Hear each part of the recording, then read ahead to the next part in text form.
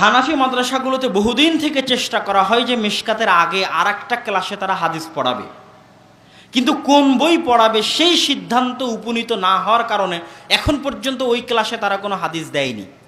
কিন্তু বহু বই তৈরি করে চেষ্টা করা হয়েছে যে মিশকাতের আগে যেন আর একটা বই থাকে যেই গ্রন্থে তারা হাদিস পড়বে। তো বুলুগুল মারাম কেন দেয় না? বুলুগুল মারাম দিলে তাদের ছাত্রদের আরও আগেই মাথা নষ্ট হয়ে যাবে, তখন ছাত্ররা আর হানাফি থাকবে না। পরপর 3 বছর যদি হাদিস পড়ে, আবার যদি বুলুগুল মারামের মতো হাদিস পড়ে তো আগেই আহলে হাদিস হয়ে যাবে। তো এই জন্য বুলুগুল মারাম আর দেওয়া হয় না। তো বুলুগুল মারাম যেহেতু সিলেবাসে দেওয়া হয় না, এটা ইবনে হাজার আসকালানী রাহিমাহুল্লাহর লেখা বই, দেওয়ার যোগ্য কিন্তু দেওয়া হয় না। তখন আল্লামা নিম্বি নামে একজন হানাফি আলেম এই জায়গাতে হানাফি মাযহাব সংক্রান্ত হাদিসগুলো জমা করে একটা ছোট্ট বই কেমনে রচনা করা যায় যেই বইটা মাদ্রাসাগুলোতে পড়া হবে, তখন তিনি একটা বই লিখেছিলেন আসারুস সুনান। হানাফি আলেম নিম্বি কি করেছেন, এই বইয়ের মধ্যে শুধু হানাফি মাযহাব সংক্রান্ত জয়ীফ হোক জাল হোক যে হাদিস দিয়ে হানাফি মাযহাব প্রমাণিত হবে সে হাদিসগুলো জমা করেছেন। এই বই প্রকাশ হওয়ার অল্প কয়েকদিনের মধ্যে আব্দুর রহমান আল মুবারকপুরি রাহিমাহুল্লাহ একটা বই লেখেন আবকারুল মিনান ফি নাকদে আসারিস সুনান। এই আসারুস সুনানের মধ্যে কোথায় কোন হাদিস জয়ীফ আছে, কোথায় কোন হাদিস জাল আছে, কেন জয়ীফ কেন জাল, তার পাল্টা জবাব অল্প কয়েকদিনের মধ্যে উনি বাজারে নিয়ে আসেন আবকারুল মিনান নামে। আবকারুল মিনান যখন বাজারে আসলো ওই বইয়ের মার্কেট শেষ হয়ে গেল। সেই বইকে আর তারা সাহসও করলো না সিলেবাসের মধ্যে অন্তর্ভুক্ত করার। এইরকম ইলম ছিল আব্দুর রহমান মুবারকপুরি রাহিমাহুল্লাহ, যিনি মিয়া নাজির হুসেন দেহলভির ছাত্র। মিয়া নাজির হুসেন দেহলভির আরেকজন ছাত্র শামসুল হক আল আজিমাবাদী, যিনি আবু দাউদের ব্যাখ্যা গ্রন্থ লিখেছেন 32 খণ্ডে গায়াতুল মাকসুদ। কয় খণ্ডে? 32 খণ্ডে গায়াতুল মাকসুদ। কিন্তু মুসলিম শিখ হিন্দু শিখ দাঙ্গা, উনি বিহারে থাকতেন, দাঙ্গায় তার এই বই জ্বলে পুড়ে ছারখার এবং নষ্ট হয়ে যায়।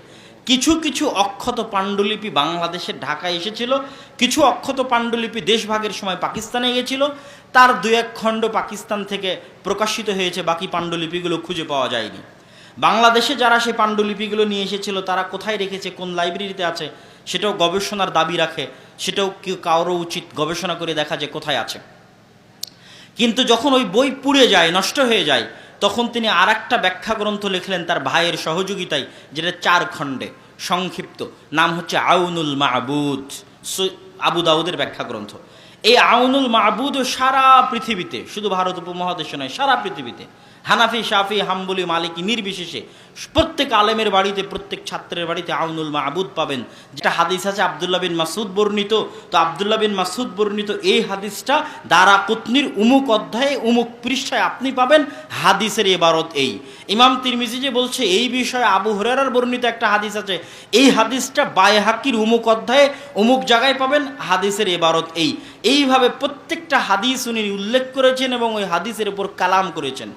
কেমনে বোঝা যাচ্ছে যেটা তার জ্ঞান? আমাদের আজকের এই মাকতাবাতুশ শামেলার যুগে যখন হাদিস সার্চ দিয়ে হাদিস বের করা যায়, তো সার্চ দিলেও তো হাদিসের শব্দ জানতে হয়। এই মাকতাবাতুশ শামেলা এবং নেটের যুগেও যদি একজন আলেমকে বলা হয় যে নেট বন্ধ থাকবে, শামেলা বন্ধ থাকবে, আপনি খালি বই খুঁজে খুঁজে বের করবেন যে তিরমিজি যে বলছে যে এই বিষয়ে আবু হুরায়রা বর্ণিত হাদিস আছে, কোন বইয়ে আছে, তো ওই মাওলানার সারা জীবন পার হয়ে যাবে, খুঁজে বের করে নিয়ে আসা কঠিন হবে।